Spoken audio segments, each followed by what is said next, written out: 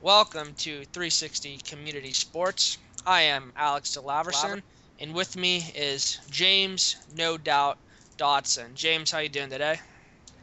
Doing well, Alex. Glad to be here. Thanks for having me today. A couple things. Greg was not able to join us today. He had some business to take care of. Chris Burns will be transferring to the University of Massachusetts, according to his Facebook. Penn State received another verbal commitment today. Dion Barnes, weak side defensive end from Philadelphia, Pennsylvania, four-star prospect. Got offers from Michigan, Pitt, Minnesota, and Georgia. His top two were Penn State and Georgia, and ultimately decided on Penn State because it would be a better fit for him. We're going to talk about Penn State hoops today. Penn State hoops is making somewhat of a run, if you want to say that. They've beaten a couple ranked teams, and they had a heartbreaker loss yesterday to ranked Purdue on the road. That was Dotson, terrible. yeah, that was pretty terrible. What would you have to say about Penn State hoops right now, Dotson?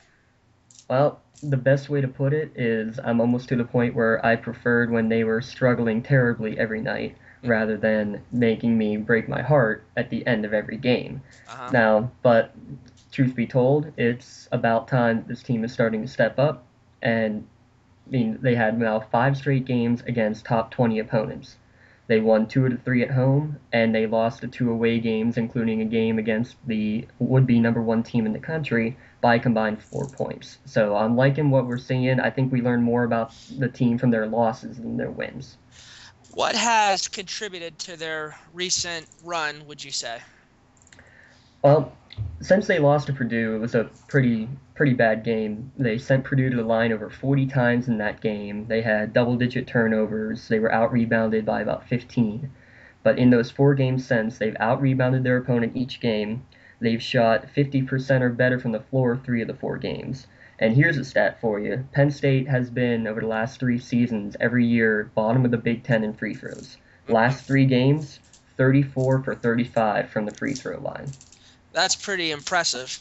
Um, and it's usually things like that that determines the winner in a basketball game. Little things, free throws, turnovers. The reason we're talking about Penn State hoops right now is because of the current situation going on with Ed DeChellis. He's from Monaca, Pennsylvania. A lot of people say he's on the hot seat. What can you say about him, Dodds, and his situation? Going into this year, I was saying it was tournament or bust for him. You have a strong senior-laden class with Taylor Battle, David Jackson, Andrew Jones, Jeff Brooks. When you have 4 strong seniors like that, you need to be able to pull out some big numbers. And so, to me, especially with the years they've had in recent past, they needed to have a big year from them.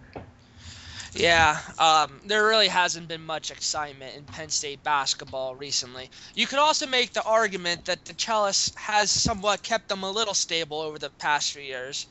Um, when was the last time they made the tournament? Was that in 2001? 2001, yes, and DeChellis was hired in 2003. I see. Um, some will say it's important for DeChellis to keep his job, to maintain recruits coming out of the Pennsylvania area, to keep them committed and keep them interested in Penn State. Um, if I'm correct, they a pretty good chunk of their team is made up of former WPIAL players. Is that correct?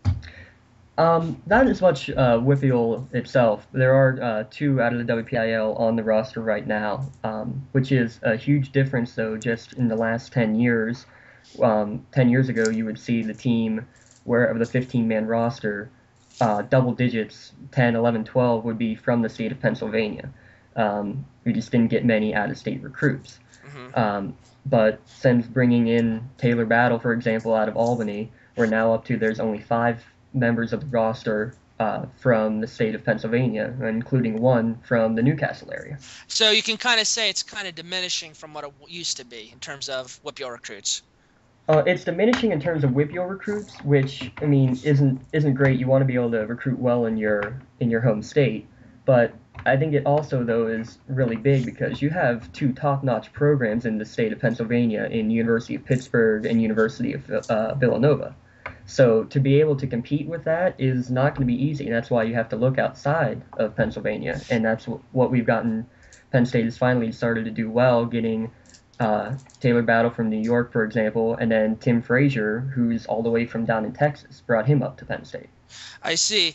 Yeah, when Pitt, they used to be made up of mostly Pennsylvania players. They started winning, and now they go out of state more, usually to the New York region, things like that. So I guess you can make the argument both ways. If a program's too successful, they're going to look outside of PA. If it's too low, PA recruits aren't going to want them. So right now, the biggest name in the WPIAL is Aliquippa's Herb Pope, and he's from Seton Hall. The next big thing out of Pennsylvania I see is Peter Alexis from Wilkes-Barre, a center who's committed to Penn State. He's 6'11", 260 pounds.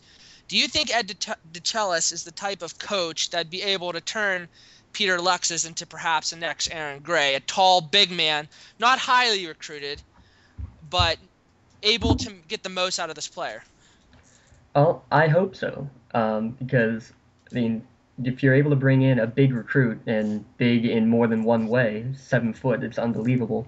But, I mean, you have Andrew Jones on the roster right now, who is 6'10", 6'11", and he's a big guy, but he's not a dominant scorer until these last 2-3 games. He's finally stepping up. 2 years ago, when Penn State went on their NIT run, I would say 75% of their points were scored from the free throw line and from the 3-point line.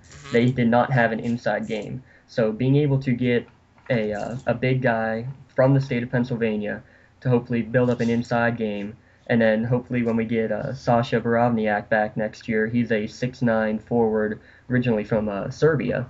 Hopefully we can get a good inside game going to be able to work an inside-outside game, which Penn State has definitely lacked over the last few years.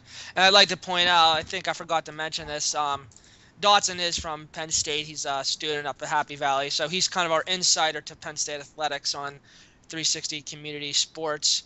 Dotson, if DeChellis does leave, what kind of coach do you think Penn State fans would like to see there? Someone with the higher octane offense style of play, a grinded out type of team, maybe like how Jamie Dixon has at Pitt? Do they stay in-house? What do they do to get this program back up and running? Well, I don't think that they stay in-house. I look at 2 other examples of Penn State athletics. They just hired Cale Sanderson. You may remember that name. He was from Iowa State, won 4 consecutive Wesleyan titles, never lost a match in his collegiate career. But he never coached in his career. But they didn't care. They brought him in because he was a big name. And I think that's what Penn State is going to do here with if there is a coaching change, is that they'll go for a bigger name, somebody who will help get more people into the stadium, because right now Penn State basketball just is not exciting enough to be able to draw the huge crowds. And I think that's step one. You have to give the fans something to see, and right now they want to see some quality basketball. Yeah, and you will hear people say Penn State basketball will never be a big name basketball program. Me personally, I think it could be, just for the fact that it is Penn State. Yeah, it's not in a basketball area, it's not in the city, but I believe if you win enough games, they will come. People will come. Do you think region does play a factor, maybe in recruits, Penn State being able to get recruits to come play for them? Well, it's a big difference between football and basketball when it comes to recruits. I mean, Penn State never has a problem getting good recruits for football, no matter what their geographic location, because it's a 1-day-a-week thing where people can come out on a Saturday, come to the game. But when you have games on Tuesday, Thursday evenings, it makes it a lot tougher for people to travel, for alumni to travel 45 minutes or even longer to be able to come to a game. That's why you look up into the stands at a Penn State game, and no joke, it is more than 50% students, and there's normally not too many students until you get to the actual Big Ten season. Now, Penn State, a week or 2 ago, had the big win against Michigan State. I was able to attend. The following game was against ranked Illinois. Was there any excitement over the Michigan State win? Was that able to bring a decent amount of people to the Bryce Jordan Center, or did it remain basically almost kind of empty, would you say? It was, from what I hear, I wasn't able to get up to the game either for that night game. I had classes, um, but from what I hear, there was a very solid turnout, which was impressive because there was about 3 inches of snow that had just fallen down. The roads were not treated at all, but there still was a great alumni and fan support and a great number of students up there, to the point that game was over. They rushed the court, and the court was completely covered. Hmm. Well, that's what one good win will do for you, I guess.